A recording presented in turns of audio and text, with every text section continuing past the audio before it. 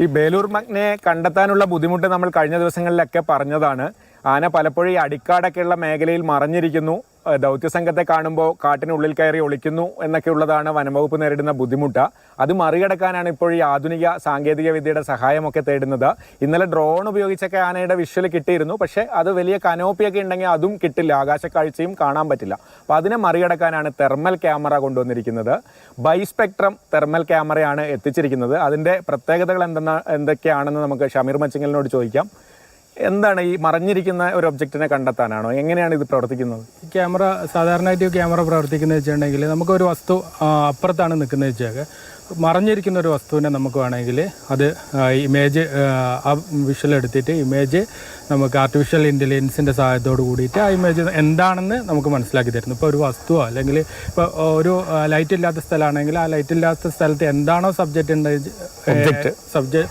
എന്ന് വെച്ചിട്ടുണ്ടെങ്കിൽ അതിനെ ഇതെന്താക്കും, അത് ആ വിഷ്വൽ ക്യാപ്ചർ ചെയ്ത് വന്നിട്ട് അത് നമ്മൾ ഇതിൻ്റെ വേറൊരു സ്ട്രീം ചെയ്തിട്ട് എയിൽ വെച്ചിട്ട് നമുക്ക് എന്താക്കും ഇതെന്താണെന്നുള്ളത് പറഞ്ഞു തരുന്നു. അപ്പോൾ ആർട്ടിഫിഷ്യൽ ഇൻ്റലിജൻസിൻ്റെ സഹായത്തോടെയാണ് പ്രവർത്തിക്കുന്നത്. ആർട്ടിഫിഷ്യൽ ഇൻ്റലിജൻസിൻ്റെ സഹായത്തോടു കൂടിയാണ് ഇത് ഇതാക്കുന്നത്. ഇമേജ് എന്താണെന്ന്, അതായത് ഇൻഫ്രാറെഡിന്റെ റേസ് പോയിട്ട് വെച്ചിട്ടാണ് ഇമേജിനെ ഉണ്ടാക്കി അത് എയിലിട്ടിട്ട് എ ആണ് ഇത് പറഞ്ഞത് ഇത് ഇന്നതാണ് സംഗതി എന്നുള്ളത്. ആനയാണെങ്കിൽ ആന, അല്ലെങ്കിൽ കടുവയാണെങ്കിൽ കടുവ. എത്ര ദൂരം വരെ ഒരു 2.2 കിലോമീറ്റർ ചുറ്റളവിലാണ് ഇത് വിഷ്വൽ ഇതാക്കുന്നത്. ഇരുട്ടുള്ള സ്ഥലത്താണെങ്കിൽ ഇരുട്ടുള്ള സ്ഥലത്തും അല്ലാതെ ഇപ്പം നമ്മളിപ്പോ രാത്രിയാണെങ്കിലും അല്ലെങ്കിൽ ഇരുണ്ട സ്ഥലമാണ്. ഇപ്പൊ ദൗത്യസംഘം പോകുന്ന സ്ഥലങ്ങളൊക്കെ ഈ ചുള്ളിക്കാടും പിന്നെ മറ്റേ മുള്ളൊക്കെ ഉള്ള സ്ഥലത്താണ് പോകുന്നത്. അപ്പൊ ഇതിന്റെ ഉള്ളിലേക്ക് ഇവർക്ക് ചിലപ്പം ഇത് ആനയാണോ എന്താണ് സബ്ജക്റ്റ് എന്നുള്ളത് ഇവർക്ക് തിരിച്ചറിയാൻ പറ്റൂല.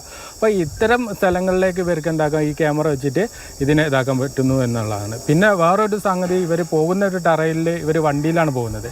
ആ വണ്ടി എത്തുന്ന വരെയാണ് ഇവർക്ക് ഇതിന്റെ ഒരു ഇത് കിട്ടുന്നത്. 2 കിലോമീറ്റർ അപ്പുറത്തേക്ക്. അപ്പോൾ ഇത് ചിലപ്പോൾ കുന്നും അല്ലെങ്കിൽ പിന്നെ ചെരുവൊക്കെ ഉള്ള സ്ഥലത്താണെങ്കിൽ ഇത് വണ്ടീൻ്റെ ഇതിനനുസരിച്ചിട്ടായിരിക്കും, വണ്ടി നിൽക്കുന്നതിൻ്റെ അതിന് ക്യാമറേൻ്റെ ഒരു ലെൻസിൻ്റെ ഇത് വ്യൂ അനുസരിച്ചിട്ടായിരിക്കും ഇത് കിട്ടുക. പക്ഷേ ഇവർ പറയുന്ന വേറൊരു പ്രത്യേകത വെച്ചിട്ടുണ്ടെങ്കിൽ ഇവർക്ക് വണ്ടി അല്ലാതെ ഇവർ നടന്നു പോവുകയാണെങ്കിൽ കയ്യിൽ കുറച്ചും കൂടി വിഷ്വലിന് കുറച്ചും കൂടി സാധ്യത എന്താണെന്ന്. അപ്പോൾ കുറച്ചും കൂടി അടുത്തേക്കൊക്കെ പോകുന്ന സമയത്ത് ഇപ്പോൾ ഇതിൻ്റെ അപ്പുറത്തേക്ക് നമ്മൾ മറികടന്ന് പോവുകയാണെങ്കിൽ നമുക്ക് വണ്ടിയിലാണ് പോവുകയാണെങ്കിൽ വണ്ടി ഇവിടം വരെ പോകുള്ളൂ. അപ്പുറത്തേക്ക് നമ്മൾ പോവുകയാണെങ്കിൽ നമുക്ക് എന്താക്കാൻ പറ്റും, അത് അവിടെ എന്താണ് സബ്ജക്റ്റ് എന്നുള്ളത് നമുക്ക് കുറച്ചും കൂടി തിരിച്ചറിയാൻ പറ്റും എന്നുള്ളതാണ്.